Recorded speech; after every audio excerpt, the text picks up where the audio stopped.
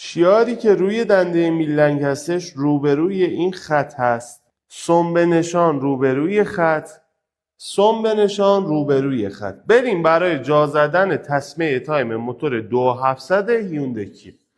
تسمه رو از قسمت سر میلنگ شروع میکنیم به جا زدن و از بانک 2 شروع میکنیم.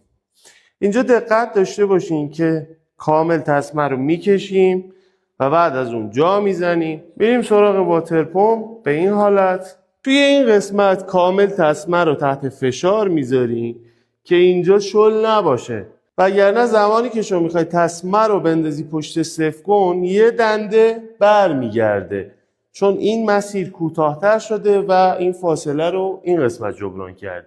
پس حواستون باشه به این حالت کامل تسمه رو جا میزنیم.